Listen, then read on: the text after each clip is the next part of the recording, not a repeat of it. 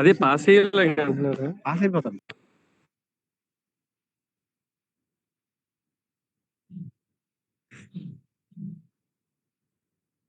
Okay. So basic research is also called fundamental research. Fundamental research means the research which is carried out at the very fundamental level. Say, for example, the fundamental principles of physics, chemistry, or some mathematical model. They are called the basic research or fundamental research. So here, in fact, this concept is stated in a jovial way. You can go through this. So, do you get any problem again with regard to the audio participants? Yes, sir. Audible, sir. Very fine. Very Audible, fine. sir. Very good, sir. No, sir. Now it's crystal clear, sir. Audible, Yeah. sir. Right, fine. So this is about the basic research. In fact, those were the first people, first humans actually. They were finding a method to produce fire. Understand? So if your research is at that level, then it is called basic research.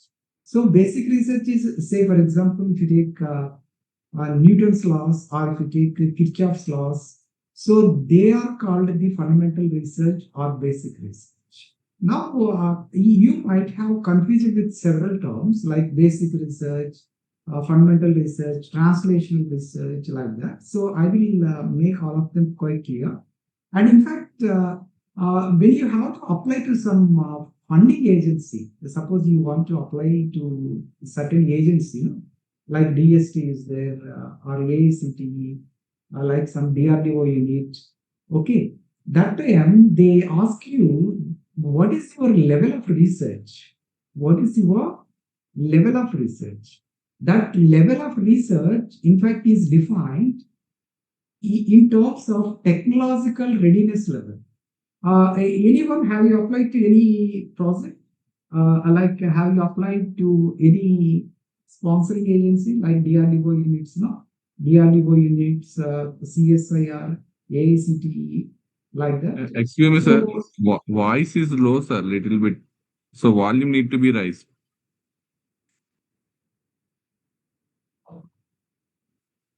Varma?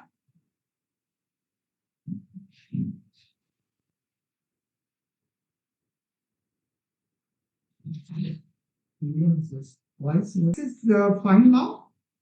Audible, sir. Okay, sir. Okay. Good. Good, sir. No problem. Yes, sir. Now it's Okay. clear. Now it's clear, sir. Yeah. I will speak louder from now on. So, in fact, when you apply to any sponsoring agency, what they ask you is, what is your level of research? At what stage you are in? That stage, in fact, there are 9 stages totally. And suppose if you want to apply to some particular scheme to DST or ANRF, what they ask you is, what is your TRL level? Understand? So what exactly you mean by this TRL? TRL means technological readiness level. TRL means technological readiness level. And in fact, these levels, there are totally 9 levels, and each one corresponds to one particular level of technological readiness level. See, one thing is that, what should be the ultimate goal of your research? Anyone? What is the ultimate goal of any research? Ultimate goal of any research is not publications, patents, like that. Ultimate goal is to convert that research.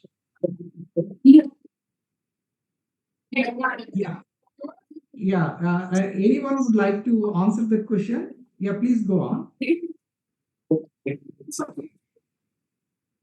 Yeah, the ultimate goal of research is a product, a commercially successful product. The ultimate goal of any research is not papers, not publications, not your PhD degree, not like that. Anything like that. The ultimate goal of any research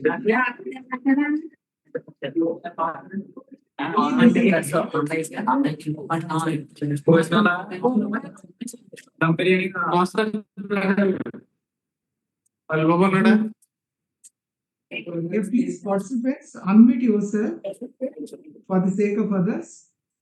Yeah, so the ultimate goal of any research is a commercially successful product.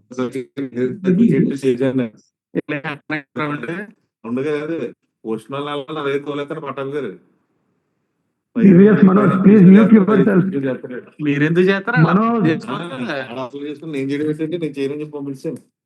అలా కింద వరకు principal గారు చెప్పాను ఇదేంటి ప్రతి ఒక్కరికి అదే పంపించారు మైగ్రేషన్ సర్టిఫికేట్ నేను ఏమన్నా Manoj garu, please check your mute your ID, sir. Manoj garu. Verma? Okay, sir. Okay, fine. So here, the sponsoring agency would like to find at what level of your research is. Understand? So, there are like that, there are 9 levels totally, and TRL 1 is about the fundamental research. Okay. TRL 2 is technology concept formulated, hypothesis, lab concept like that. Technology readiness level, 3rd is experimental proof of concept. Technology 4 is technologically validated in lab. In fact, these 9 levels are very, very important. You should have a copy of this.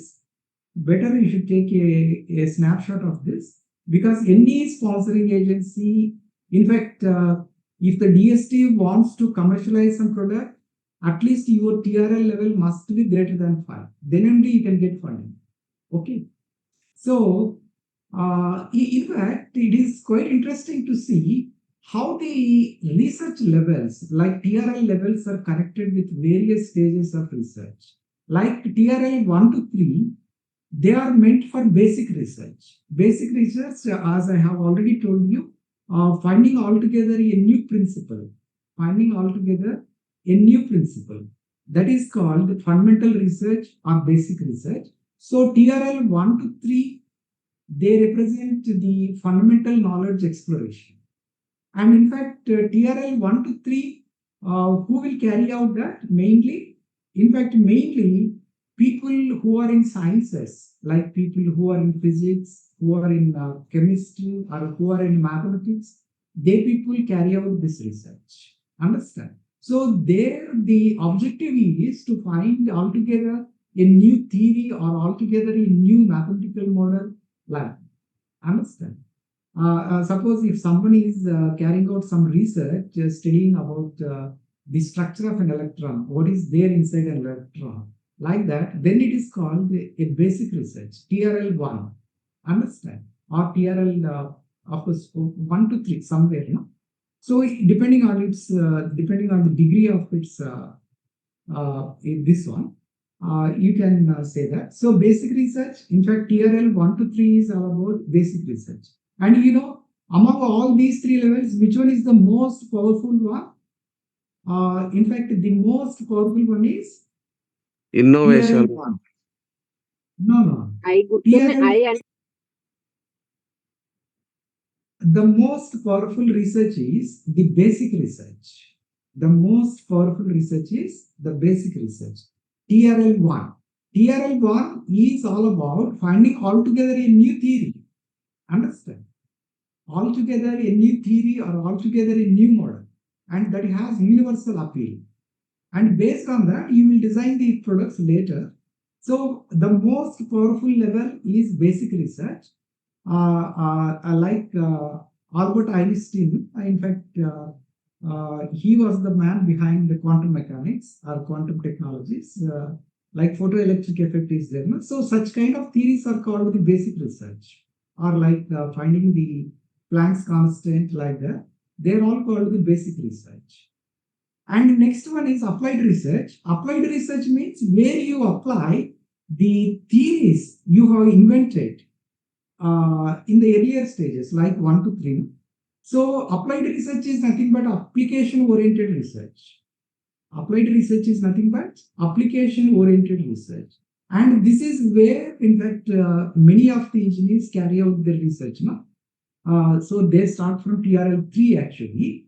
TRL 3 means you are already using the well-established fundamentals, understand? And those fundamentals, using those fundamentals, you are in fact applying those principles to design a device, or you want to design some kind of product. Understand? So applied research is nothing but application-oriented research, like many of the engineers do now. So basically, if you are in sciences, what you are supposed to do is basic research. That means you need to find something really big. In fact, the biggest one. Applied research is application of the existing principles, like application of the sciences, applications of the Newton's laws is there, or Kirchhoff's laws is there. So you want to make use of those laws to find like a more efficient engine, or like an automobile line. Understand? That is called applied research. And translational research starts from TRL 4. TRL 4 to 6 is translational research. In fact, ANRF nowadays is calling for translational research. So whoever are doing research at this level, in fact, they can apply for that particular scheme. In fact, the purpose of that particular scheme is to ultimate aim is to have a commercially successful product. That's what the translational research is. And innovation is next lower level one. Innovation is like adding some kind of other features like that. So it starts from 7 to 9. So like this, there are different levels of research, and these are connected to the different stages of product design. Hope it is clear. I think now you have got a clear idea about what is basic research, what is applied research, translational research, innovation, like that. So everything is to be stated in terms of the level of the research. Understand? And in fact, for India, actually India requires the translational research. Understand? Unfortunately, many of the products we find in the market, in fact, they are the only international products. So we need to develop the indigenous products like TVs, fridges, air conditioners, like that. Understand? So translational research, where your idea is to using the existing principles up to TRL level 4, whatever were established up to that stage, you will make use of them for the next stages. That is about the translational research. Translational research is finding a suitable application of all those. So here is an example. In fact, if Tesla car Model 3 wants to design an EV vehicle, understand? So you can find here basic research is all about lithium ion chemistry, energy density, thermal stability, like that. Applied research TRL 3 to 4, like small scale battery cells, lab testing. And translational research is basically it's all about prototype, developing a prototype. Translational research, basically prototype. And innovation, in fact, this is integrating the actual prototype you have developed in the earlier stages into the actual system, into the actual vehicle. That is called the innovation part. So like this, there are totally 9 levels. And in fact, in research jargon, even premier institutes like NITs, IITs, in fact, to get a PhD degree for a researcher, they ask the researcher to produce papers in Q1 or Q2 journals. Understand? In fact, this you can see it in most of the IITs and NITs, and soon it may come down to universities also. So you need to know what exactly you mean by Q1, Q2, Q3, Q4, like this. So Q stands for here quartile. Quartile means actually when you make something into 4 parts, that each part is called quartile. Understand? So Q1 means, in research jargon, Q1 means suppose I have produced a paper in Q1 journal. Understand? What do you mean by that? Q1 journal means I have produced that paper in top 25% of the journals in that field. So Q1 stands for highest quality journal. Q1 stands for top 25% of the highest quality journal. That is called Q1. Q2 is 25 to 50%. So Q2 is next top 25 to 50% refer to Q2 journals. And Q3 is 50 to 75%. And Q4 is in fact rest of the 25%. So Q1 is the highest quality journal and Q4 is the lowest ranked journals. Understand? So if your journal you have published is, if you have published in a journal, and if the journal is of Q1 in nature, then yours is the highest quality research. Understand? So now let us see who will give this Q1, Q2, Q3, Q4 journals. Actually, this Q1, Q2, Q3, Q4 journals are given by two agencies. One is called Scopus. In fact, Scopus is run by Elsevier. I think you would have heard of this publisher name. Elsevier maintains this global database, Scopus. And in fact, its corresponding website is Scopus gives the ranking this ranking is called Scimago Journal Rank. This you need to know about this actually. So Scopus gives what is that indexing called? In fact, every journal is indexed. Every journal is given a particular rank, and that particular rank is called Scimago Journal Rank. Scimago Journal Rank. And in fact, here to find out whether a particular journal has SJR rank or not, okay, you need to go to this particular website. So scimagojr.com. So here how it works, every journal indexed in Scopus is given an SJR score based on its citations and prestige of the citing journals. And journals are ranked within their subject category. And later, based on the SJR rank, they are divided into Q1, Q2, Q3, Q4 journals. Okay. I think let us go through this website. I just copy this. To find whether your particular journal is Scopus index or not. Here, this is the official website. No? So Scimago Journal Rank. If you want to find SJR rank of your particular journal, then you need to go to this particular website and you just type the title of the journal. Like say, for example, I have published my paper in image processing journal, of course, in IEEE transactions. Then what you do is that once I searched it, once I have searched searching for this one journal, then you can find here. This is IEEE transactions on image processing. And what is this SJR 2004?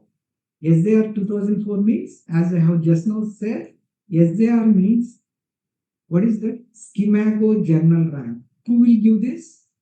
It is given by, who does give this? It is given by Scopus. Scopus is run by Elsevier.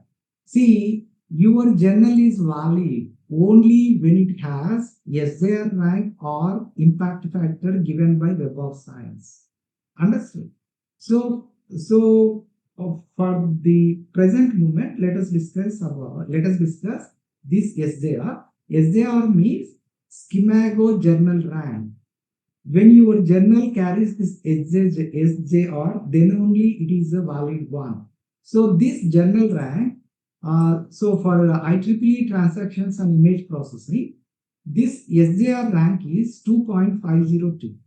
Understand? Of course, here H value is also given 346. We will come to know about that a little later. So SJR means Scimago Journal Rank. This Scimago actually I will explain a little later. And based on this SJR journal rank, all the journals are divided into 4 categories: Q1, Q2, Q3, Q4.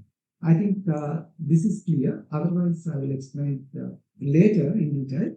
And next one is, as I have already said, Clarivate Analytics actually are, of course, the Web of Science. Actually, there are 2 global databases. One is Scopus and another one is Web of Science. Okay.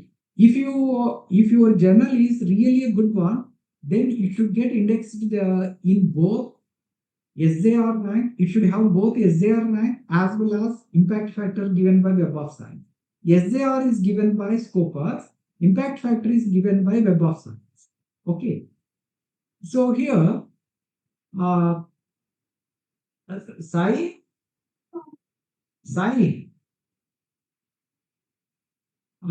So coming to this Web of Science, so here, this is given by, actually earlier it was given by Thomson Reuters. Now it is given by Clarivate Analytics. So in fact, they use the tool called Journal Citation Reports, and the metric they use is impact factor. The metric they use is the impact factors. So here, for example, a journal with impact factor 6 might be Q1 in image processing, but Q2 in computer science and engineering journals, depending on how others in the field perform. So just one second. The indexing or rank to a journal, it is called JCR, Journal Citation, SJR. Scimago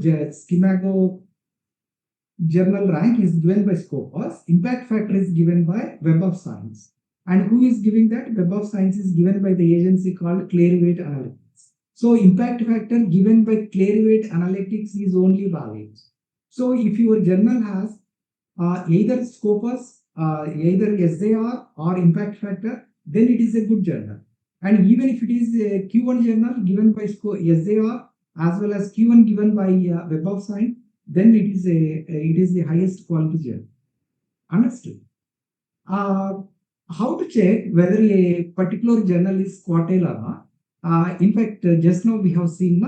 So you need to visit schimagojr.com and then search your journal by name, and then you can see whether SJR rank is Q1, Q2 to Q3, Q4.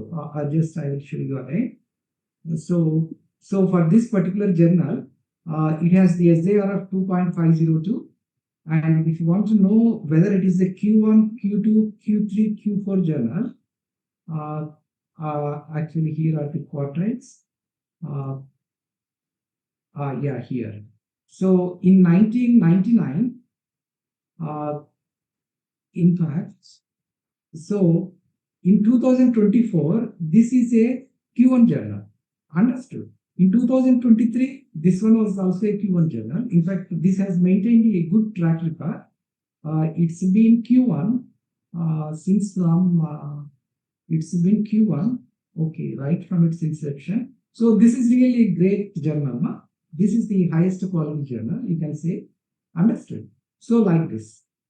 So to find whether a particular journal is Q1, Q2, Q3, Q4, you need to visit schimagojr.com. Understand? So this is about how to check Q1 to Q2, Q3, Q4. And here, actually, SJR stands for Scimago Journal Rank, as we have just now discussed. Now, what exactly is it? It is a measure of journal's scientific influence, showing not just how many citations it gets, but also how important those citations are. SJR tells you how prestigious and impactful a journal is within that field. Understand? SJR is, in fact, it takes into account the weighted citation scores. Actually, this Scimago is an agency. In fact, it's an agency having its headquarters in Spain. Understand? This is maintained by Elsevier's Scopus database. And typically, SJR ranges, if the SJR score is greater than 2, then usually it is a Q1 journal. If it is 1 to 2, then it is a Q1 to Q2. 0.5 to 10, Q2 to Q3, and less than 0.5 is low tier journal. And where to check SJR score? Just now we have seen now. Now how SJR is calculated?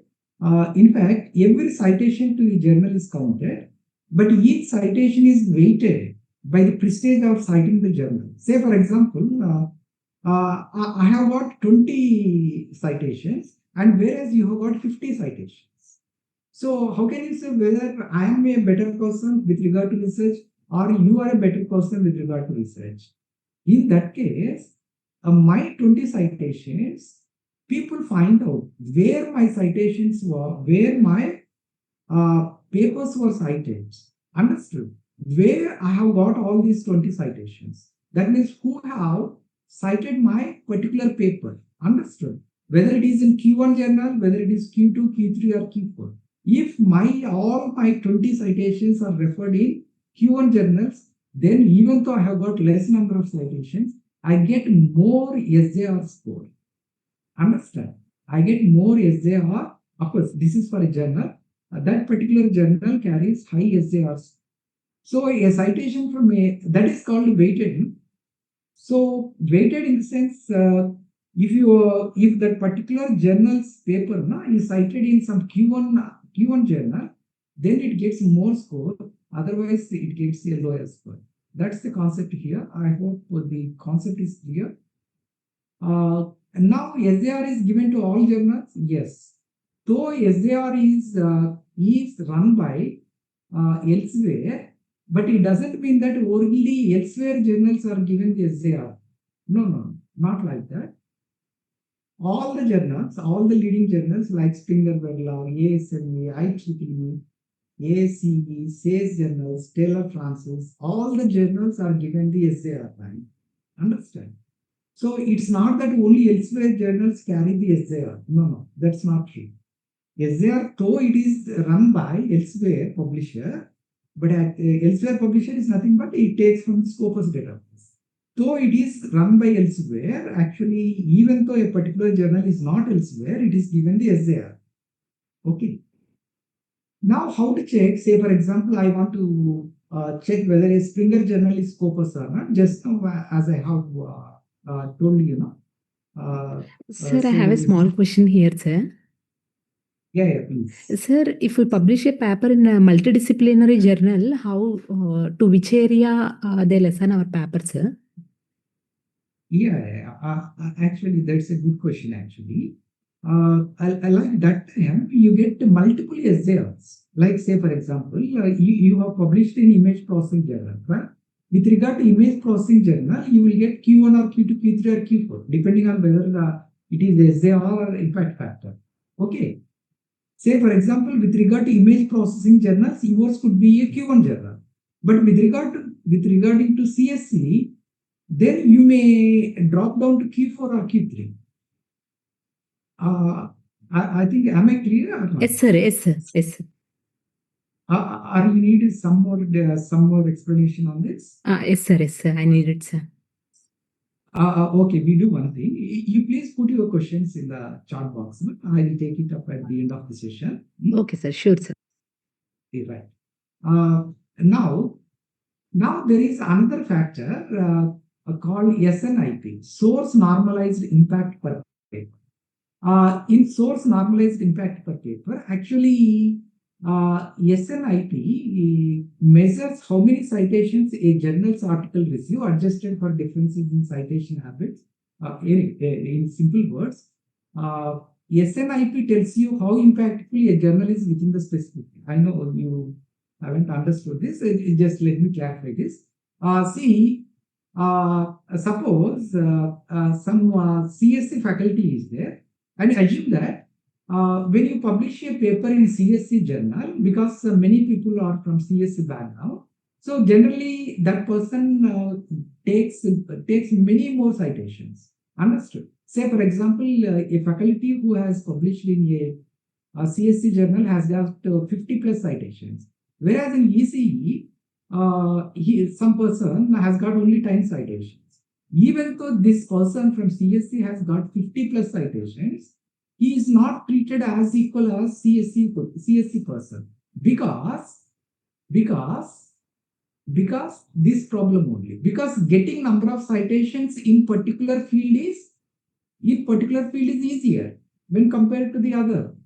So that's why people have started this particular rank that is called source normalized impact per paper. Source normalized impact per paper. So this concept I think understood. Anyway, here is the formula for this. How people compute SNIP. SNIP is equal to journal's average citations per paper divided by citation potential in its field. Understood? So as I said, suppose publishing a paper in CSC journal might be easier than publishing a paper in ECE journal. So in order to avoid that, people started taking this particular factor. That one is called SNIP, and here is the formula for this. So journal's average citations per paper divided by citation potential in its field. In fact, these are the typical values. And in fact, if you want to know the SNIP factor for your particular journal, then you need to visit this particular one. Like you can just copy this, and you can go to that official website. So scopus.com sources. Say for example, I will search for some title. Okay, I will search for some title, say image processing.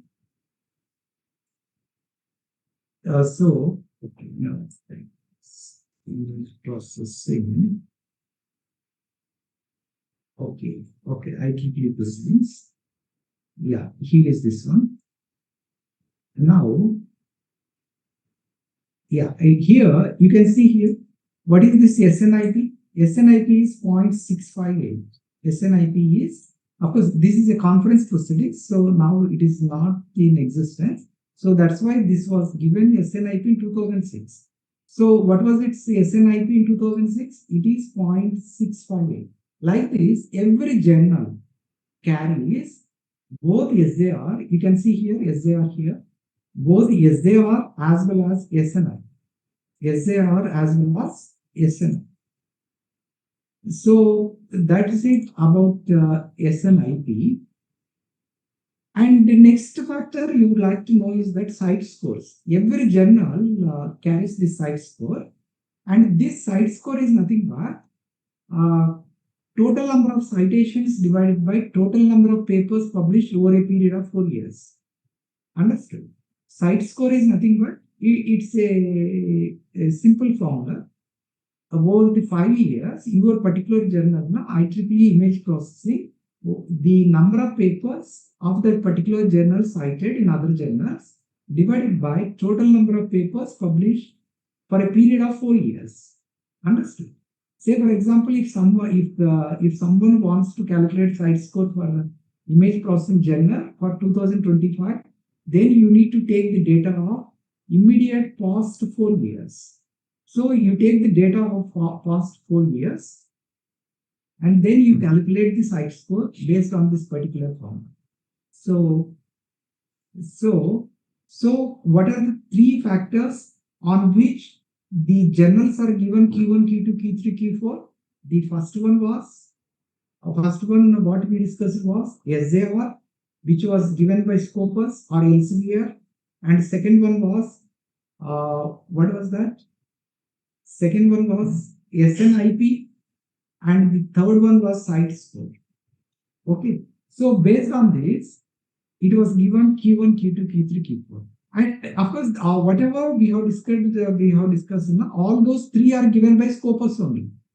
Okay, now let us coming to Web of Science. As I told you, if your journal is really a worthy one, then it should have both Scopus, SAR, as well as both it should be indexed in Scopus as well as in Web of Science. So Scopus means, in fact, Scopus journals, in fact, you can find so many journals under Scopus, but not all the Scopus journals carry the SAR, Schemago Journal Rank. Understood? So as we have discussed, Scopus gives you SAR, SNIP, and site score. These three parameters are given by Scopus. And Web of Science give you what is called the impact factor. Impact factor means who is going to give that? It is not the Scopus. It is given by Web of Science only. It is given by Web of Science only. Understood? So here is the difference between Scopus journals and Web of Science journals. And in fact, in most of the times, Web of Science journals are more prestigious journals. They carry more stringent review process. Understand? So that's the reason why only very few journals carry the impact factor given by Web of Science. Understand? And here is the comprehensive comparison between Scopus and Web of Science journals. So you can go through it quickly. I think they are all self-explanatory. Indeed, with regard to citation metrics, Scopus gives you SAR, SNIP, site score, which have been discussed till now, and impact factor and eigenfactor we will discuss in the coming slides. So impact factor and eigenfactor, they are given by the Web of Science. So Scopus is given by elsewhere. Web of Science is given by Clarivate Analytics Agency. Understand?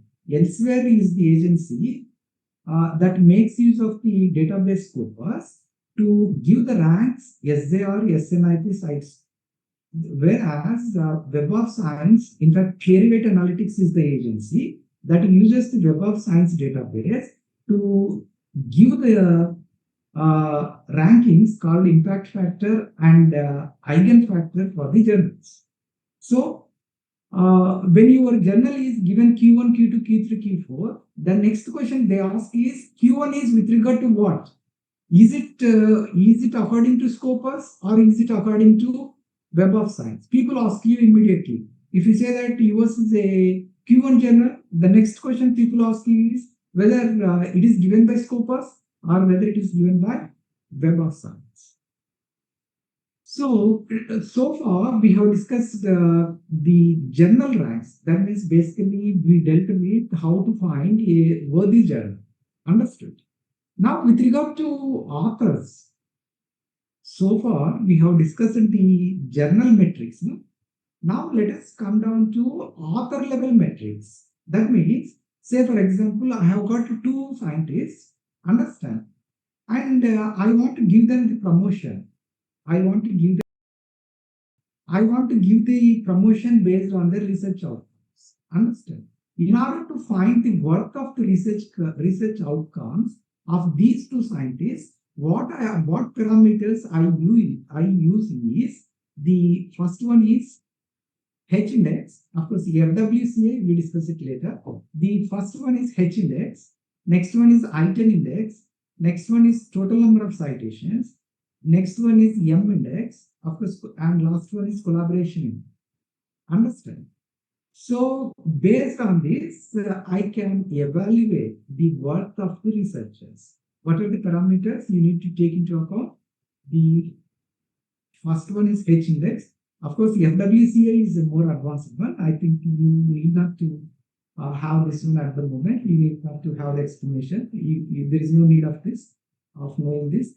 So H index, we will discuss it later. I-10 index. I-10 index means number of papers with at least greater than or equal to 10 citations. I will show you my author level metrics a little later. I-10 index means number of papers with at least 10 number of citations. Understand? And total citations is simple. The number of times your paper is referred. Understand? M index is H index normalized by academic age. Say for example, suppose some scientist is there with 70 years, his H value is equal to 28. Whereas I am much less than, I am much younger to him, and I have got the H value of 26. So one should not say that as his H value is more than mine, one should not say that the other person is he has done a more worthy research. Understood? So what they should be considered is M index. M index means you have to normalize it with the academic age. So M index is nothing but H value divided by years since first publication. Years since first publication. Understood? Suppose in your organization, suppose some assistant professor has got 24 as the H value, and whereas some professor has got 26 as the H value. So according to you, whom is the better researcher? Better research, you should not just go by the H value alone. That time you need to take into consideration the M index. M index takes into account the age of the researcher also. Understand? So ultimately, the assistant professor, even though he has got lesser H value, he is treated to be the better researcher than the other person. Understand? And another last one is collaboration index. Ratio of co-authored paper shows your network strength. Like collaboration index, like you can tie up with some NITs, IITs, CSIR labs, DRDO labs like that. So that reflects this. And now coming to this one, impact factor. Impact factor, as I have already told you, this impact factor is given by Web of Science. Understand? Yeah, so this is given by Clearweight Analytics Agency. Earlier it was given by Thomson Reuters. Now it is given by Clearweight Analytics. In fact, Nature journals, journal is their Nature, that has the highest impact factor of around 40. Nature has the highest impact factor of 40. Now you might be interested about knowing how to calculate this impact factor. Say for example, this impact factor is generally calculated for 3 years or 5 years. Say for example, here 3 years is shown here. Impact factor is equal to number of times articles cited divided by the number of articles published. Understand? Here is an example. In 2010, one particular journal, say Image Processing Journal, has its papers were cited 100 times. And in 2011, 40 times. In 2012, 150 times. The total number of articles published was 50 during 2010, 2011, 60, 2012, 50. So naturally, the impact factor is equal to the total 100 plus 40 plus 150 divided by 50 plus 60 plus 50. So it gives you 1.8. It gives you 1.8. Understood? So this impact factor given by Clearweight Analytics is only valid. Understand? And we get only good facilities that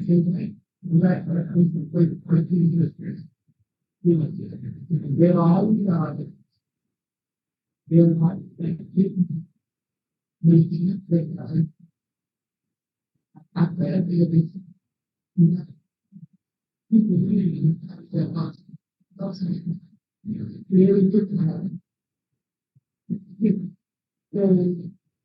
no, with regard with regard to H index, I just show you an example. H index actually, I will explain it a little later with an example. So here, with regard to the popular Web of Science journals, so just like as they are not given by Scopus, similarly, Web of Science journals, that means those journals which carry the impact factor. So all the journals, all the premium journals like IEEE, elsewhere, Springer, they all carry the impact factor given by Web of Science. Now this one, in fact, we have been discussing this. So with regard to the evaluation of a researcher, so evaluation of a researcher, in fact, one of the factors people use is H factor. H factor means, in fact, you can note down this definition. A scientist has indexed H if H of his NP papers have at least H citations in each, and the other NP minus H papers have no more than H citations in each. You just note down this definition, H factor. So it's a sort of measuring quantity as well as quality of articles. It's a sort of measuring quantity as well as quality of articles. In fact, a good researcher should have both optimal level of quality and quantity of research output. In fact, here is an example. Please go through. Say, for example, here I have published 10 number of journals. I have published 10 number of journals, and these are the article titles. Understand? First thing is that I need to arrange them in the descending order of the number of citations. Say, for example, the first paper carries the number of citations 40. Second paper carries 30. Third paper 26. So I have to arrange them in the descending order in order to calculate the H value of a particular researcher. So here we have particular researcher, then I need to, first thing is that I need to arrange them in the descending order. H factor means I have produced at least that many number of papers, and each of those papers have at least received that many number of citations. This might be confusing. You better note down this clarification here. So here, say for example, if I say this particular researcher has got the H value of 3, is H is equal to 3 for this researcher, is it right or not? No. 3 means this researcher has produced at least 3, so that is fine, because here the researcher has produced 10 papers, no? So this is more than 3. So the first condition is satisfied. The second condition is that the each of these 3 papers carries at least 3 citations. So at least 3 citations. In fact, there are totally 10 number of citations. There are totally 10 number of times. So at least there are of course there are more than 3 here. That's why H. In fact, H is to be taken the maximum value.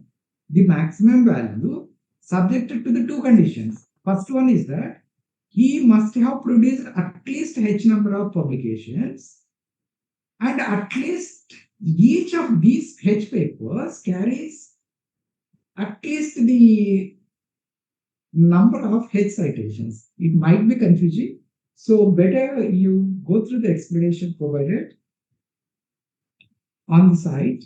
So here, as you can go through here, what is the H value for the researcher? You can easily find out that the H value of the researcher is 8. What does it mean here? H value is equal to 8 means the candidate has published at least 8 citations. He has produced at least 8 papers. Listen here carefully. The researcher has produced at least 8 papers, and all the 8 papers carry at least 8 number of citations. So those 2 conditions are fulfilled perfectly or not? Perfectly fulfilled. Understood? That's here H is equal to 8 is the right answer. Why don't you say H is equal to 9 here? Of course, the first condition is valid. What is the first condition? The candidate has produced at least 9 papers, because here the researcher has produced 10 papers. So 9 papers is okay. That condition is satisfied. What about the second condition? Each of these 9 papers carry at least 9 citations. That's where the condition fails. Actually, if you have a look at 8th one, he has number of citations only 8. 9th paper, he has only 4 citations. 10th one, 3. So there are only 7 articles that carry 8 number of, at least 8 number of, there are only 8. So here H value is equal to 8. I know you will have some doubts still. You put it in the chart box if you do not understand it properly, because this is the most important parameter. People use it to find the work of a researcher or a professor. Okay. Next one is eigenfactor. Eigenfactor score measures the total influence of a journal in the scientific community. Not just by how many times it is cited, but who is citing it. So this eigen score citations from the highly ranked journals. In fact, just now, as we have discussed earlier, weighted score. No? Same thing, Web of Science also uses the weighted score of the citations. That weighted score of the citations divided by total number of papers published is called the eigenfactor. So here, in fact, eigenfactor is calculated calculated for a period of 5 years. Understand? So this is about the now to find whether a particular journal is indexed in SCA or Scopus. What you need to do is that if it is a Web of Science journal, then you need to go to the website. This one, njlclearweight.com. So this is the official website. This is the official website, and if your journal carries the impact factor given by Web of Science, then you need to search here. Then you need to search here. Okay. So just give me a second.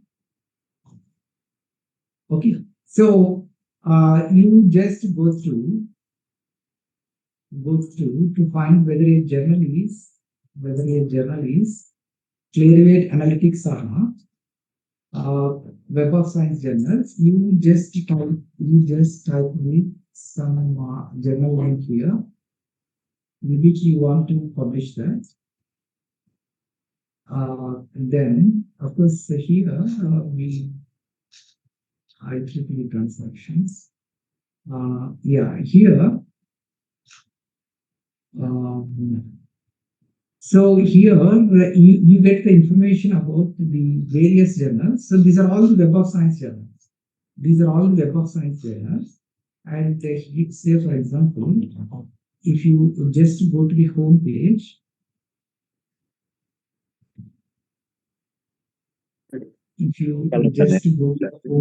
there you can find. There definitely you can find.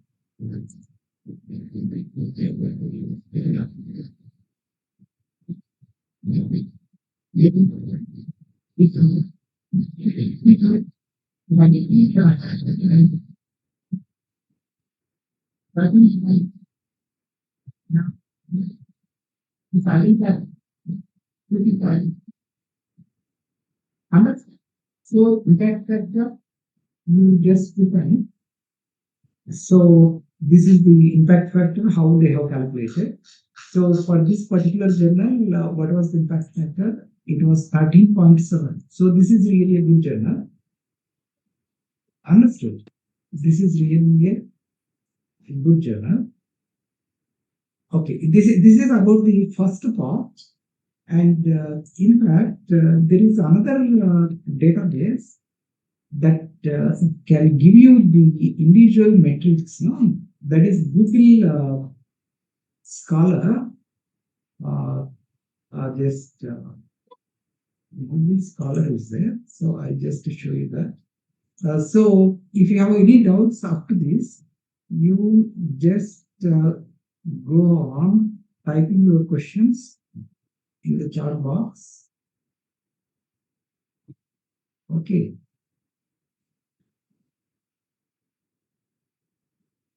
So, of course, you can ask any question with regard to research, with regard to patents, with regard to the current area in which you are working, anything on that. So, okay. One more. Just so before I proceed to the next slide.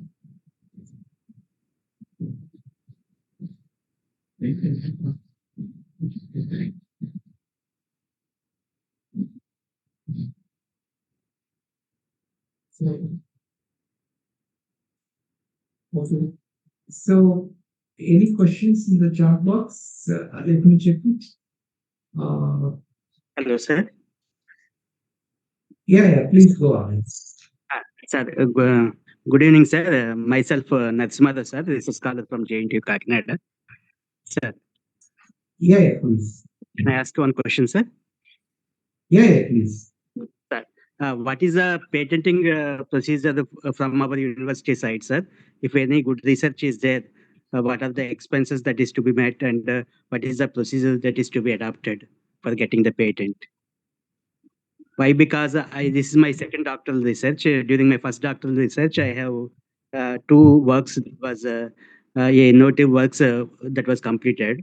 In that, I gone for the one patent during 2005, sir. During that time, our JNTU Kakinada is not aware of that total patenting process and all that. I have applied through one private patent attorney. During that time, he said that about 2.5 lakhs is the cost towards the patent expenses and all that to get the patent. Is it that much amount we have to bear for the getting of the patent? And I would wish to know, sir. Yeah, in fact, that's a good question. Actually, the patenting part requires at least 1.5 hour session. In fact, if you people are interested, in fact, I can take another session, but I don't know whether it is possible at this moment or not. With regard to patents, in fact, I have been granted nearly 50 patents, and another 15 patents are under examination. Actually, the patenting procedure is like this. Once you submit your application to the patent journal, I think you are well versed with the procedure. No? Yes, sir. I know that, sir. Okay. So I think your question is with regard to funding, no? How to get funding for a patent? And the actual the way to get from the university or from the private side, sir. In fact, you are from which college? I am a consultant, sir. Previously, I worked at JNTU also. I did my first doctorate from 2000 2007, sir. Now doing the second doctorate from the JNTU Kakinada, sir. Now I am working as my own company is there. I am basically civil engineer, sir. Now doing the doctoral research in structural engineering under the guidance of Professor Subbarao garu at JNTU Kakinada, sir. P. Subbarao, no? Okay. It's civil department. Yeah. Actually, to file a patent, and in fact, it incurs a huge expenditure. Like there would be examination phase, there would be hearings also. Like just like in court, na. In just a court, na. In fact, you need to engage some advocate, and the advocate needs to defend your invention. Okay. Just like as we see in movies, in fact, as we see in courts, same thing happens there also. So that's the reason why the advocates or lawyers charge hefty amounts. So the official patenting fee is only 10,000 rupees, but actually altogether they take it nearly 75 to 85,000. Okay. And one thing is that don't go for a patent unless you find some commerciality. Like when you see that with your patent, you get some commercial success. Like when you feel that you can earn some money out of your patent, then only go for a patent. Otherwise, you can just go for some publication. Actually, whenever you find some scope for commercialization, then only go for a patent, because it takes not only a heavy expenditure but also time. Generally, taking a patent takes more than 2 years. That's the problem. Okay. Of course, publication, examination, they can be done quickly, but awarding, that granting phase takes a lot of time. So generally, when you feel that your invention has got some commercial success, then only go for a patent. And with regard to funding, actually, for academic institutes, there are several agencies. Even recently, I have seen some call, some agency like Kapil, I think, some agency was there, government agency, that was calling for proposals to fund the patents. So, in fact, but it is applicable only for academic institutes. Okay. Right. So anyway, you do one thing now. If you feel that really your invention has some novelty, you just come to me. I don't mind to fund your patent out of my project. Actually, I have got a 10 crore worth project towards innovations, and out of that particular project, now I can provide you funding. So don't worry, you can just share what you have invented, and based on that, I can see that you get some funding out of my project. Okay. Thank you, sir. So I'll meet soon. yeah. You can be in touch with me. Thank you, sir. Yeah. Any other queries?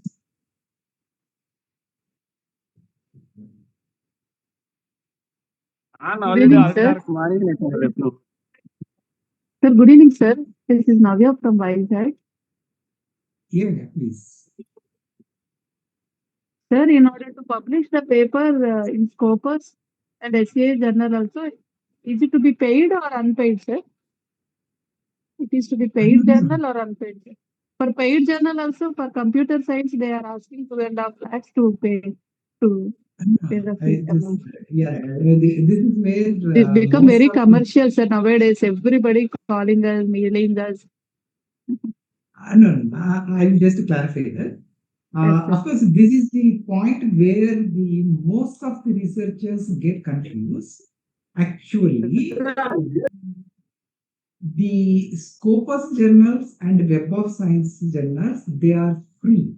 They don't charge anything, but there is a clause called open access journals.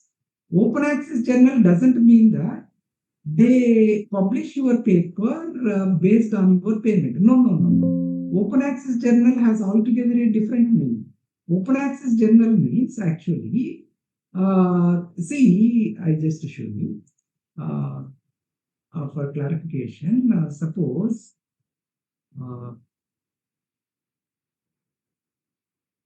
I have published a paper in image processing journal, something. Like here is a paper. Okay. See, actually, here, actually, to download this particular paper, actually, for this particular paper, we have got access here. We have got access now. We have already purchased this. Otherwise, this paper costs at least $39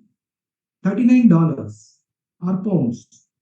Of course, it is if it is some European country like Springer, if it is some European journal like UK based one or Germany based one, then they charge it in terms of pounds. If it is USA journal, they charge it in terms of dollars. So here, if you want to download this particular paper, you need to pay at least 39 pounds. Okay. In case of open access journals, the publisher doesn't collect that fee from the readers. Got the point? The publisher publishes this particular article free of charge. That means anyone can just download it, anyone can go through the full paper like that. It is for free. When your article is made free, then it is called open access journal paper. So when the publisher makes your paper an open access paper, then he loses the money now. Understood? If it is not an open access journal, then they subscribe. Then you need to then someone else needs to subscribe to that and download that particular paper. That part of profit is not going to the publisher. So in order to compensate that, what the publisher does is that he will charge you only, not the subscribers. That's the difference between open access journal. So when some journal says that it is an open access journal, it doesn't mean that it is a paid journal. I think I am clear or not? Got the point? It's very clear, Yes, sir. sir. Yes, sir. So all these Scopus journals and all the Web of Science journals, they are free. You need not to pay anything to them. Since open access journal, if you want to have that open access facility for your particular paper, that means if you have, suppose you have, I tell you an example, you have invented the, you are from which branch, ma'am? CSE, sir. CSE. Okay, CSC. No? Suppose you have developed one quantum algorithm for image processing, for faster processing. No? Then that time you want to communicate your work quickly to the research community at the international level. Understand? Understand? So Yes, sir. whenever you think of communicating your concept that you have projected in your paper to other researchers within no time, that time you need to make sure that your paper doesn't carry any subscription charges. Understand? Just to attract the investors. Like your work may get funded by some industry or may get funded by some Harvard University or MIT or Stanford University or some research unit like that. No? So when people invent something altogether a new theory, altogether a new algorithm, or altogether a new mathematical foundation, that time only they go for open access journals. And that time only they need to pay money for the publisher. But that doesn't mean that that particular journal is a paid one. Got the point? Yes, sir. What about SCI journal, sir? Actually, SCI means Science Citation Journal. Science Citation Journal is the term used by Web of Science only. Got the point? Okay. Okay, sir. So SCI journals are nothing but Web of Science journals. Okay, Science Citation Index. That index is called Science Citation Index. That is given by Web of Science only. Web of Science means that particular agency's Clarivate Analytics only. So when someone says that he has produced a paper in SCI journal means absolutely no doubt in that. It is a Web of Science journal, and Web of Science journal is far better than the Scopus journal. And even in Web of Science journals also, as I have already stated, then people immediately ask you, like, ma'am, which one in it comes under which category? It comes under which category? Is it in Q1, is it a Q1 journal, Q2 journal, Q3 journal? They ask you like that. Now that Q1, Q2, Q3, Q4, they are based on the impact factor given by Web of Science. So when someone says that he has produced a paper in SCI journal means it's only a Web of Science journal. Okay.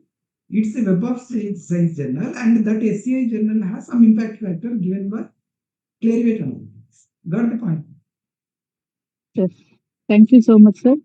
Please provide your mail ID or contact number in the chat box, sir, so that whenever we have a doubt, we can contact you, sir. Yeah, absolutely. In fact, Thank you so much, sir. Thank you so much for your valuable suggestions regarding publishing papers, sir. Yeah, this is my email ID. In fact, you can send me your query. I can find some time to answer your query. So other researchers, if you have any doubt, please post it in the chat box. And we take a break for 5 minutes. Later, I will explain how to avoid plagiarism. That is also one of the most important things you should know being a researcher, because unknowingly or knowingly, if you have plagiarized something, that not only gives you the bad name, but also to your institute and as a whole to your country also. So I will take just a session for 20 minutes or 15 minutes. And meanwhile, if questions, if there are any questions by other researchers, I will take them. So Any questions, researchers?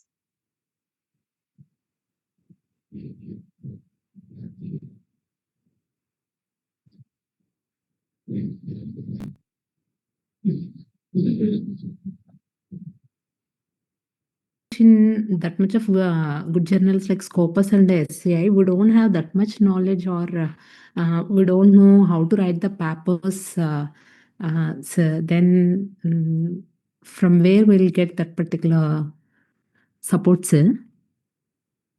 Knowledge, ma'am. Like as we are beginners in research, whatever we are discussing are all these are top tier journals, right, sir? But we don't know, and we don't have even the base knowledge to write the papers, sir. Then how we'll get that much of knowledge? That is my question, sir. Yeah, actually, to do that, in fact, nowadays, ChatGPT is there. No? There are so many AI tools, and you always make use of these AI tools to clear your doubts. No? Actually, what you ask is, suppose in what area you would like to carry out research, ma'am? Internet of Things and image processing, both I want to mix it, sir. Okay. IoT and image processing, sir. Okay, so IoT and image processing. What you do is that first open your ChatGPT and give it a prompt like this. What are the latest developments in image processing in connection with IoT? Okay, so in fact, if you also need to go through the full papers, you just ask it to the ChatGPT also. Like ask the ChatGPT to provide the links of the latest papers. Okay, so one thing is that there are so many AI tools. What you do is that once the ChatGPT gives you the links, you just click that link, and if you have already subscribed to that particular journal, you can download that. Otherwise, also I think you already know that how to download a paper, which I should not say on this platform openly. So what you do is that once you have the full download paper, there are some AI tools that provides the summary, rather translates the technical content into a layman content. Got the point? Maybe some paper may be too complex to understand. There are so many AI tools, ma'am, actually. So if you just upload the paper and ask it what the authors have written there, then, or even you can also ask ChatGPT itself. Like if you upload some paper, there is always an option in ChatGPT, like you can attach any paper. It can be even your this one research paper also. You upload the research paper into ChatGPT and ask it to explain it in the simple words, in the layman terms.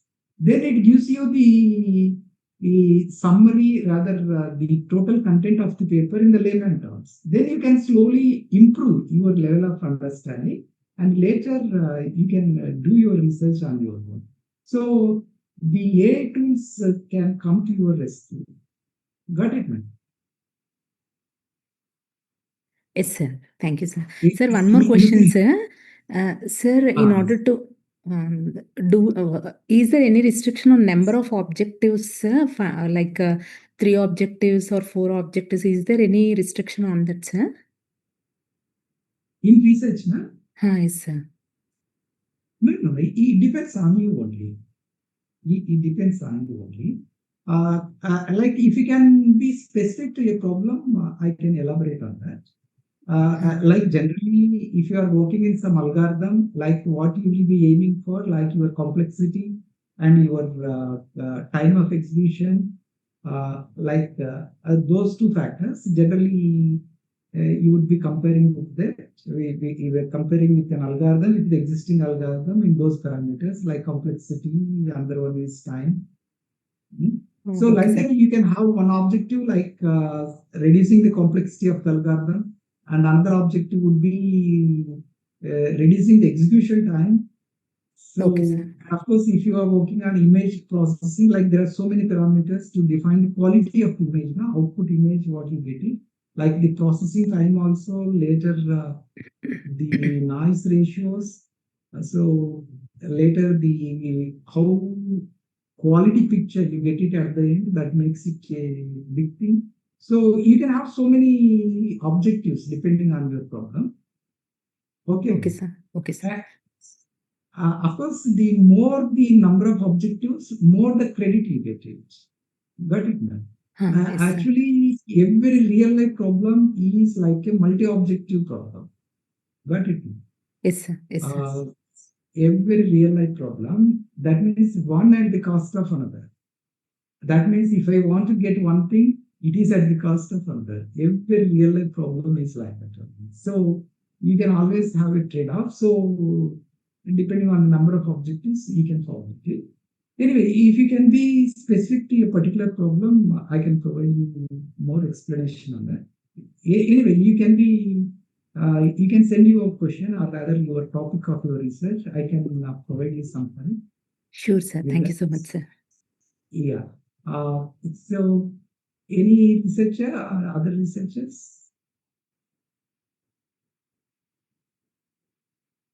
Actually, multidisciplinary research is the need of the hour. So actually,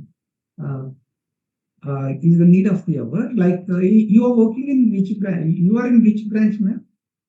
I'm CSE, sir. I'm working. My problem statement is medical image analysis using deep learning, sir. So image processing and deep learning I am doing, sir. Yeah, that's really a great thing. So, so when you want to apply this deep learning image processing techniques to medical programs, you need to have some doctors in your team. So that becomes a multidisciplinary subject. So actually, that's the need of the hour. See, researchers, please remember one thing. There is no much scope for research in your individual area. Like if you are in CSC branch, you don't find much scope. If you are in ECE branch, you don't find much scope. If you are in mechanical engineering, you don't find much scope. If you are in civil engineering, you don't find much. There is a lot of scope in multidisciplinary research. That means, say for example, CSC people can combine with biotechnology. CSC people can combine with civil engineering, like for a smart automation of a house. Like CSC people can combine with electrical engineering for an autonomous vehicle. Like electronics people can combine with mechanical engineers for designing a robot. So like this, there are so many areas. Actually, the research is only at the intersection of different disciplines. Actually, in your individual area, it is already saturated. So researchers, please try to address the multidisciplinary problems. Okay. And when you can solve a multidisciplinary problem, naturally you find some scope for commercialization. Like you can go for a startup. Okay. So as you have just now said, you would like to have some interaction with the doctors to apply deep technologies to some medical problem. In fact, there is a lot of potential in that. And the better thing is that if you can come up with device also, that could be a great contribution.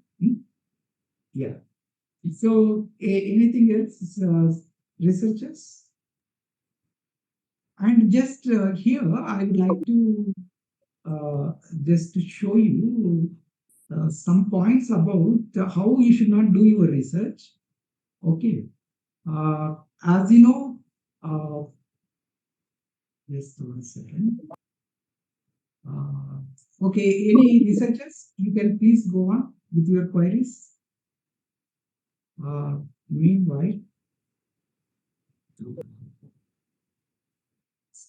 so any questions? Other questions? Sir, in image related things, if we were not able to find good data sets, can we go with synthetic data sets, sir? Okay. Actually, I do have same query, sir. Actually, application of deep learning techniques is easier, but only the problem is with the training data sets, training and testing data sets. Yeah. In fact, when you have less number of data sets, what you can do is that you can use variational autoencoders. And second one is you can also use GAN, generative adversarial neural networks. So they too can generate the similar images. Okay.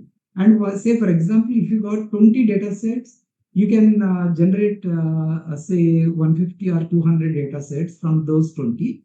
And later, these 20 can be used as training as well as testing data sets for your real neural network architecture. Okay.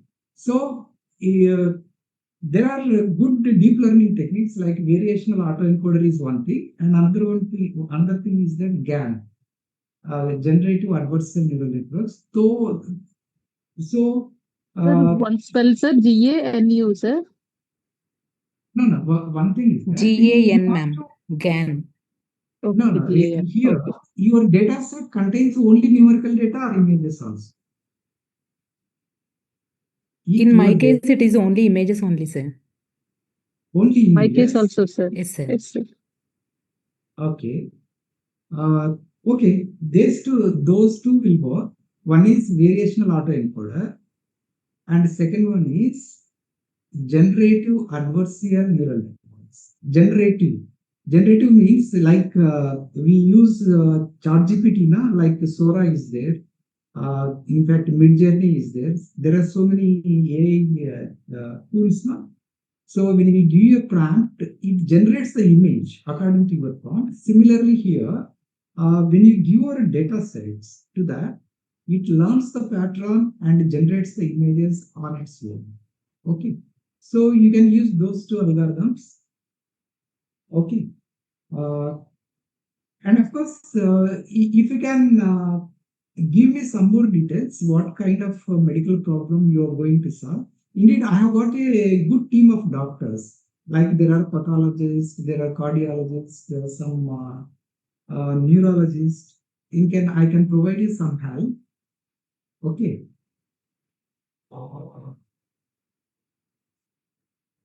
Yes, sir. Thank Yeah. you, sir. Yeah. Any other queries, researchers?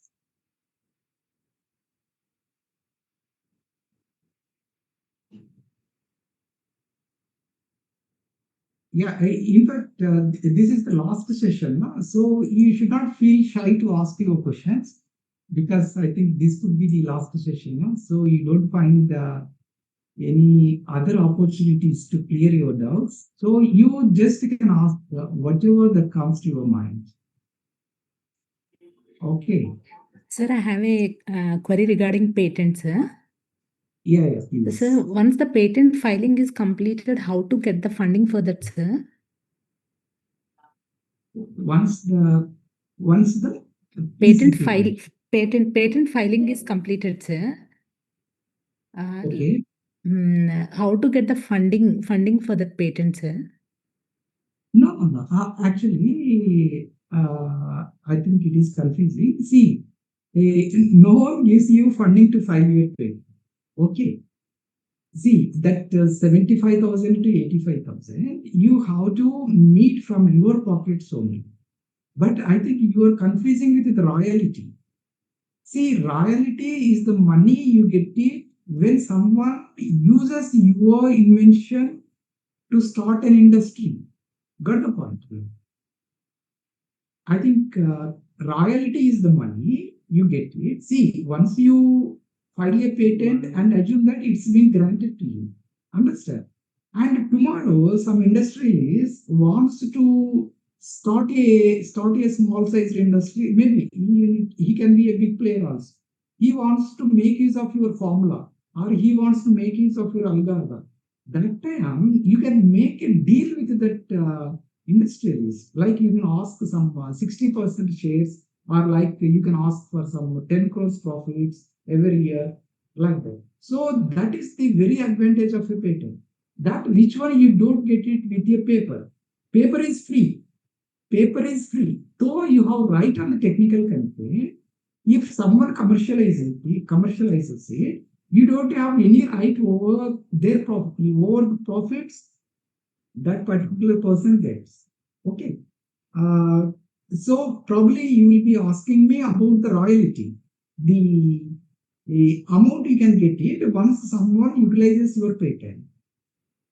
So once you are awarded, you are granted the patent. There are two ways you can get benefited. The first one is you alone can start an industry. Second one is you can sell your license. You can license the patent. You can give license to the third party. When you give that, the third party offers you some money, whether it is in terms of shares, that means it is in terms of equity, or whether it is directly in terms of cash also. That part of cash or amount is called royalty. Got the point, man? Yes, sir. Sir, I'm working in VNR Vignan Jyoti Institute of Engineering and Technology, Hyderabad, sir. Okay. Here in our college, if we have an idea and if we execute and show the results on a simulator basis, they are publishing the patents, sir. No. Actually, here there are two types of patents. One is called design patent, and another one is called technology patent. That is called utility patents. Of course, most of the people, they get only the design patents. Design patents, they don't carry any commercial value. Design patent, they are confined only to change the design of your products. Like your cell phone is there, no? Your cell phone is of rectangular in structure. Got it? If you want to make it like a foldable one, then you can take a patent on that. But it is only confined to only the product shape and size only. Then it is called a design patent. Design patent, people don't get the opportunity to commercialize it. Suppose you want to replace the processor, you have invented a new processor that it can be used in a cell phone. Like you have designed an AI chip in that. Understand? If you can fabricate your cell phone using that AI processor, that time that becomes a technology patent. Technology patent means it is an utility patent. So I think, to my guess, of course it can be a wild guess, most of your institute patents are would be confined to only design patents. Okay, no. No, sir. Utility patents only they are publishing, sir. That's why they have imposed a rule like some hardware should be there in that. Yeah, that's They right. Yeah, utility patent takes at least 2 years. At least 2 years. Design patent takes only 3 months. Okay. So, okay, and sir. in fact, I can show you one patent to distinguish between a design patent and the utility patent. Just give me some. I just show you just 1 second. No? Okay. So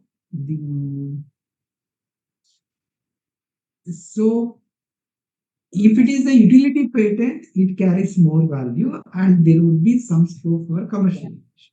But there is no guarantee that all the patents have some commercial success. Say, for example, here is a patent. Here is a patent. This is called an utility patent. This is called a utility patent. Okay. Now I show you how the design patent looks like. This is a design patent. See here, certificate of registration of design. Got it, man? Yes, sir. Yes, sir. Have you got the difference between these two, design patent and utility patent? Yes, sir. Got it, sir. Clearly got it, sir. So when it is a design patent, you can get it in your economic design. This patent is Yes, sir. this patent is but every related this is very Yes, sir. and this kind of so you please check whether your institute has produced design patents or utility patents. Okay. Okay, sir. Right. Sure, sir. Thank you, sir. Now, one important thing is that suppose if you are working on image processing, suppose this you should know actually. Suppose here, retracted means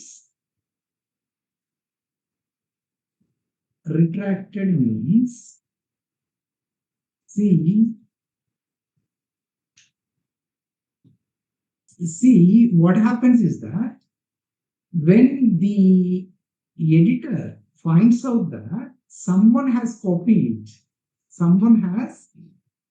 the authors of that particular paper has copied from other papers, what happens is that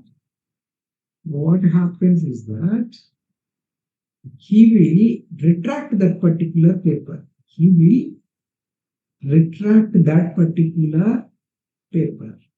I will show you that. I will show you just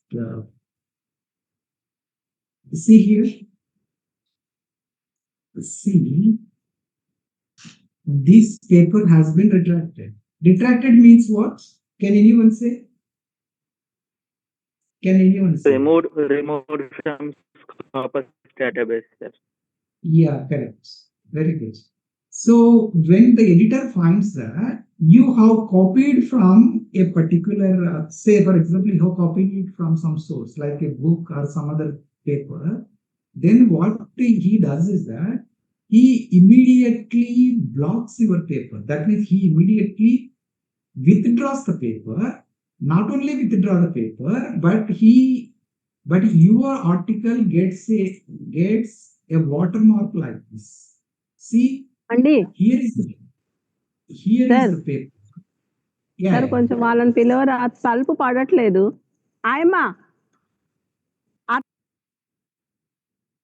So here is the paper that has got retracted. Who is the author for this? This was published in Microprocess and Microsystems. Publisher was Elsevier. This was a paper, so image recognition of competitive aerobics movements. So, and this man was from where? This man was from China. If you do this kind of things, this is a disgrace not only to the author, not only to his institute, but also to his country. So if people see like this, so they think that all the people from this country are like this only. Understand? So when someone copies without giving due credit to the original author, the editor removes the paper and your paper gets a watermark like this. This is really a disgrace. That's why, dear participants, dear researchers, please don't do this now. Because this is disgraceful not only to the authors, to your institute, as a whole to the nation itself. And this will be the permanent record on the publisher's website. That's why this is very, very dangerous. Even sometimes some publishers recommends some punishment to the authors by writing a complaint mail to the employer of that particular institute. That's why please don't do this now. Actually, we don't have much time. Otherwise, I would have explained how to avoid this kind of things now. So, and so there are different categories. So how a paper gets retracted, how a paper gets withdrawn, how a paper gets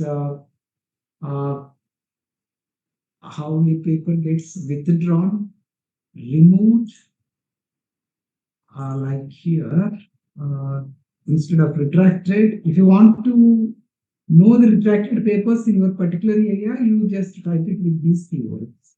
Okay. Sometimes the paper is withdrawn.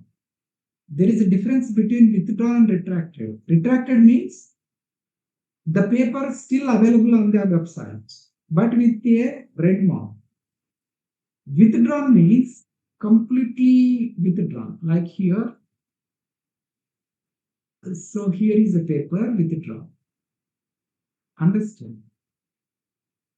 So this paper has got withdrawn. Understood? Yes, sir. Yes, So sir. here, actually, if you have a close look at this, the editor also mentions the reason why the paper is withdrawn, like this. Understand? You can go through it later. Also explains the reason. The editor also explains the reason why it was withdrawn. And sometimes the papers are removed. So please be careful now, researchers. So there are three categories. The removed means your paper is nowhere visible. Understand? Like especially if someone is dealing with medical problems, like someone has invented a new drug, like that, when the human lives are being threatened, that time the paper is completely removed. Understand? So there are actually three categories. First one is retracted. Retracted papers always carry this red mark. Understand? And sometimes the papers are withdrawn, just now we have seen. And the third category is sometimes the papers are completely removed. So please don't indulge in any kind of malpractices or unfair practices, because that gives you a lot of bad name, disgrace, to not only to you, but also to the institute, as well as this paper is withdrawn. Unfortunately, this man is also from the same country. So please don't do that. So anyway, I thought of sharing some measures on how to avoid this plagiarism, but because of the plausibility of time,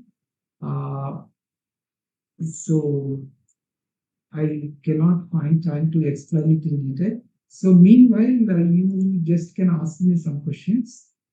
Probably in another 10 minutes, we will be closing the session. So please, researchers, whatever comes to your mind, you can just put it in the chat. Sir, give us good guidelines on how to write a good journal paper, sir. Okay, thank you very much. Yeah. Sir, Yeah, can I ask one question, sir? Yeah, please go on. Yes, sir. Sir, why can't we have, sir, one more class on the patenting of the research and the innovations from your side, sir? With the permission of our DAP, we can have one more session on the patenting, sir. That will But I don't know probably the how last one. how many of you are really interested. In fact, I would always like It will be to. helpful, sir, almost. Having the knowledge is also helpful to most of this. We'll request to our Krishna Prasad sir also, sir, regarding this one. That will be probably the last one. Actually, patenting takes a lot of time. If you want to understand the process in detail, it takes a lot of time actually. But actually, fortunately, I'm really having that PowerPoint presentation. but we don't have much time. Anyway, you please be in touch with me. Like you can ask me questions. You can get with regard to like any kind of patenting stage, like publishing, examination, court hearings, okay, and renewal process. Yeah. In fact, you need not to feel shy. You can just send me an email or through WhatsApp. I will be responding to you in the shortest possible time. Yeah. Thank you, sir. Nice, sir. Yeah. So, anything else we need to discuss? I don't know. There are not too many questions in the chat box. Actually, this is a good time for you to clear all your doubts. So, researchers, any other questions?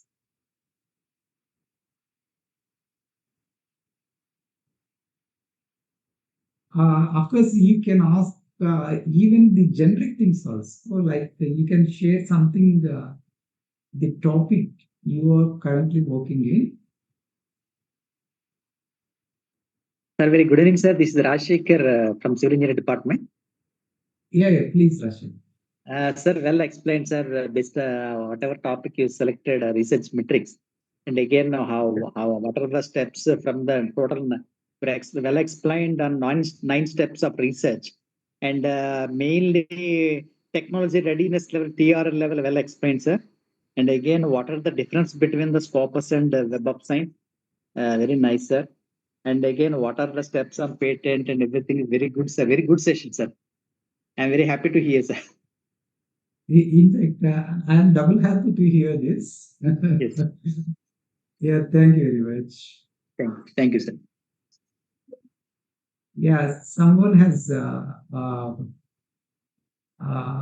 got some question like, is it mandatory to publish a paper before going to RRM1? No. It's not an essential criteria to attend the first RRM. Okay, first RRM, just you need to identify the problem and what the people in RRM mainly look whether you have carried out some literature survey or not. Okay, if your problem has been well identified, people will definitely appreciate you. Okay, so of course, publishing a paper is not at all mandatory to appear for the first RRM. No. First RRM, only people will be knowing whether you have carried out the literature survey and identify the problem. Okay.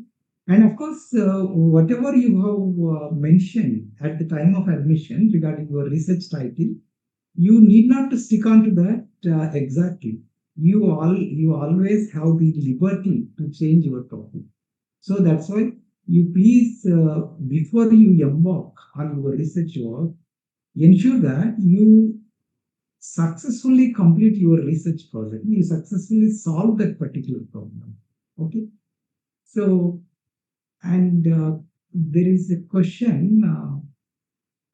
Give us guidelines to write a good journal paper. Good journal paper. Actually, I have got some tips for writing a journal paper. But good journal paper in the sense, generally, I don't know whether, see, the common template that to give better impression to the reviewers, what you should try to give in your paper is like this. The first one is abstract.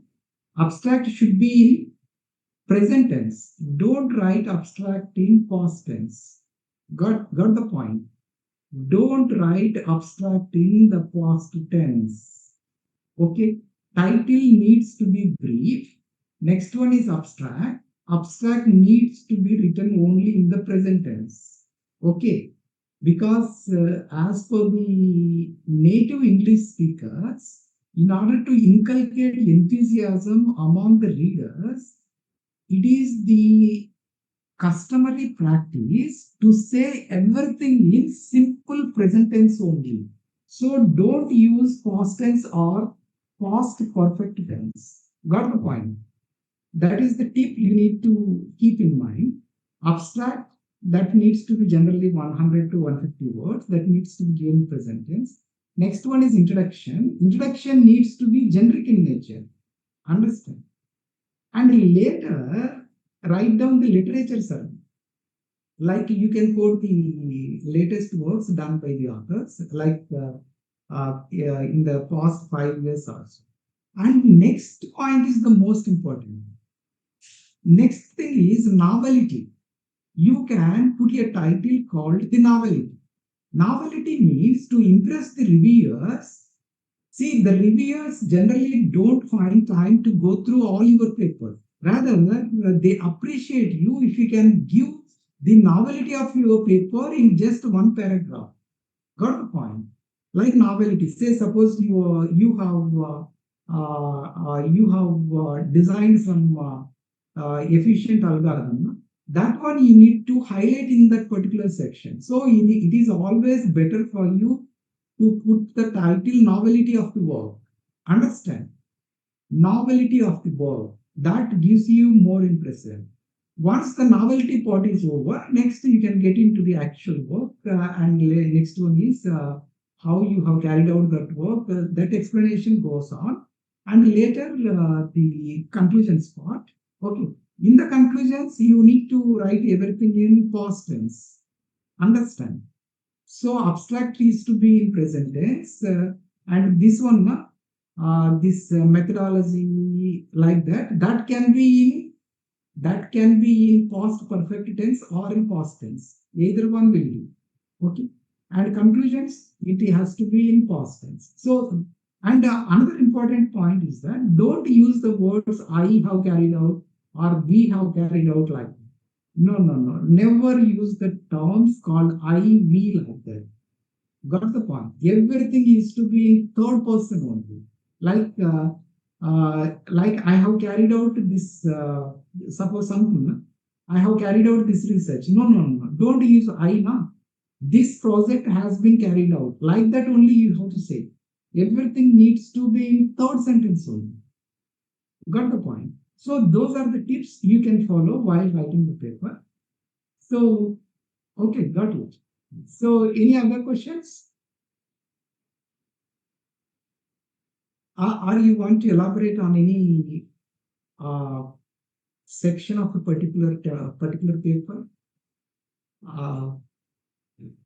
Anyone?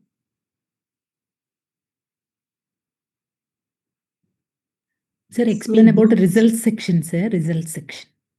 Yeah. Actually, there is a difference between results section and conclusions.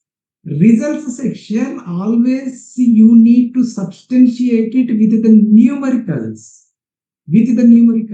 That means, suppose you have applied some deep learning algorithm to a medical problem. So where the readers would be interested to know the percentage of improvement over the existing algorithms, or the percentage of complexity reduced over the earlier one. That you need to give it in the results section. Got the point? Results section needs to be explained only with the numericals. Like I have got an improvement of 20% over the previous algorithm, or else I have got an efficiency of 20% over the existing models. Like I have gotten something. I have got a strength of concrete more than 20% than the previous approaches. That 20%, how you have got it, that you need to again explain it. That's how you need to write the results section. Got the point? Results section means first thing is you need to explain the percentage of improvement you have achieved over the previous approaches. Say, for example, 10%, 5% like. Now, how you have obtained this 5%, you need to explain. There are two things you need to know in the result section. One is numerical part. Another one is how you have achieved. What is the mechanism there for the improvement? What factors have contributed for the improvement? Say if you are civil engineer, mechanical, say strength part. Why you have achieved a better strength?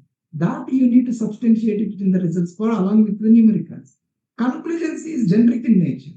So because we have achieved a better improvement over the previous approaches, this could be applied to certain industries like cement industry, where because our material has got this one. So you can claim there the application part. Conclusion is to be stated not with the numericals, rather with the application. Got the point? Yes, sir. It's very clear, sir. Okay, fine. So anything else we need to discuss? Yeah, some question is there in the chat box. In survey paper, we use different existing methods. Those names are keywords. We cannot change, but they are coming under plagiarism. How to deal with this? No. Keywords, actually, the plagiarism software do not capture a single keyword like that. Understand? Actually, when it finds some fragment of a particular sentence, then only it treats it as a plagiarism part. Okay, so don't worry about that. You can use the similar words only. No? In fact, in English, we have only standard words. No? So if anyone writes a paper, he has to use only the standard terminology only. So the individual words won't be treated as the plagiarism. But the sequence of words is there. No? That is important. See, the plagiarism software don't treat the individual words as the plagiarism, but the sequence of words. Say, for example, if some other has stated he has got an improvement of 20% over convolutional neural networks, then that sequence matters. Got the point? Plagiarism treats a full sentence only, or sometimes fragment also. If the sequence of words matches, then only it is treated as a plagiarism. So don't worry about it. Okay. So here is another question. What are the sources we can use to take quality work? Please explain the meaning of real-time data sets. Actually, real-time data sets, real-time data set means they are dynamic in nature. Like I tell you an example. Say, for example, I think you are majorly speaking about data sets. Now, I think you are in deep learning research area. So, see, for example, if you want to monitor the diabetic levels, sugar levels of a patient, the sugar levels, they continuously change. Like morning you find, before breakfast you find some value, after breakfast you find some value, and similarly they vary at every point of time all along the day. So that kind of data sets are called real-time data sets. Got the point? When your data set doesn't vary with reference to time, they are not called the real-time data sets. In case of a patient with sugar level monitoring throughout the day, that time the sugar level continuously varies. So that time you need to capture the image in a real-time environment. Got the point? I think I am clear on that. Otherwise, I tell you one more example.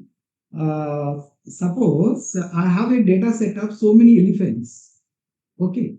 So many elephants, some baby element is there, some aged element is there, elephant is there. Like. So those data sets are not called the real-time data sets. They are stationary only.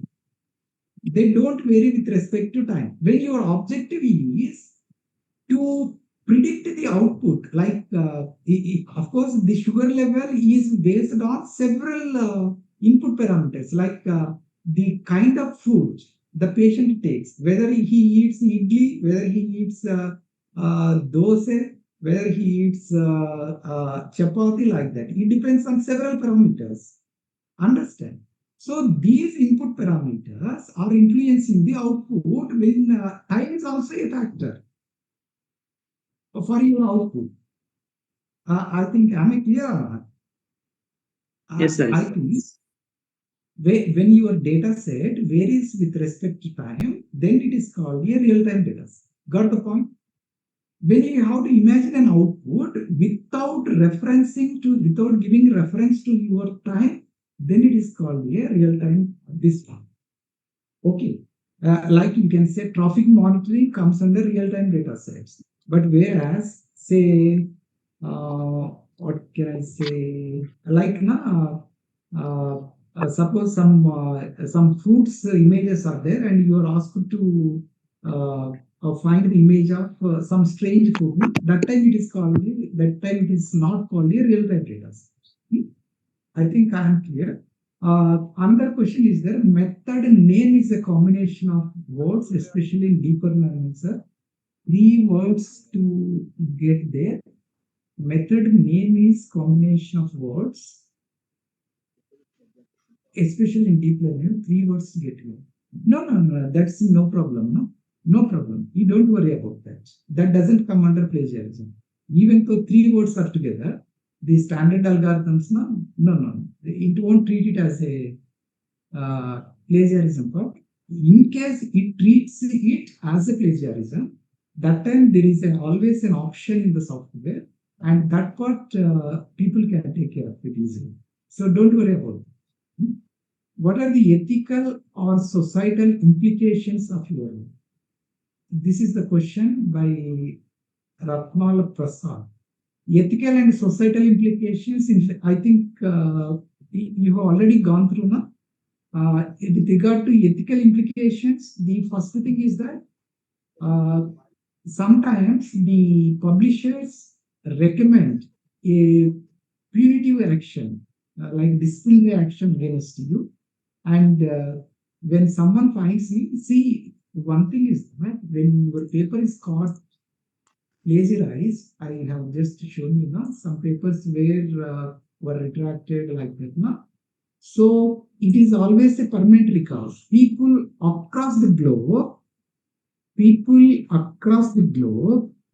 will be continuously browsing for literature survey like that. So in such case, if you are caught like that, then even though you have published this paper, see, it's been nearly 50 years since this particular paper is published. Understand? That time, say for example, your colleague or someone from Australia or USA, wherever maybe, someone can be from any part of the world. They can sue you because you have plagiarized someone else's work. Understand? Not only he informs to the editor to withdraw the paper, the original author, but also sometimes sues you. So that kind of implications are there. That's why now I asked you to be very, very careful while writing a paper, because your paper not only get retracted, withdrawn, removed, but also you may be sued. So please be careful. No? So these are all the social implications. No? In fact, I can show you, because you are asking that question, I think I need to show you something related to this. You just go through this. Just go through this, because you are asking some question related to ethical implications. Yeah, these are the implications. You check it here. This person, Pulitzer Prize, in fact, it's a great prize now. So this lady plagiarized from other sources. So she wrote a book copying from others one. So she had to lose the Pulitzer Prize. got the point. She had to lose that prestigious prize because of her plagiarism. And I will show you another scandal. She is a professor. She was a professor in Columbia University. She got fired from that position. Understand? And here, New York Times reporter, she plagiarized, so she had to quit his job. And some student from Harvard University, she had to lose her admission. So these are all implications. So don't do that. So please be careful. See, one thing is that when you get a doubt whether to copy something from other source, better thing is that you immediately put it in reference. Understand? Or if you have still doubt, you can just mail me whether you can do it so or not. I can give you clarity with regard to that. Yeah. So anything else we need to discuss? Hello. Yeah, I think societal indication. I think no more questions are there. So can we close the session? Participants? Thank you, sir. Yeah. Thank you so much. Really excellent and informative session, sir. Thank you so much, sir. Thank you so much. Thank you, sir.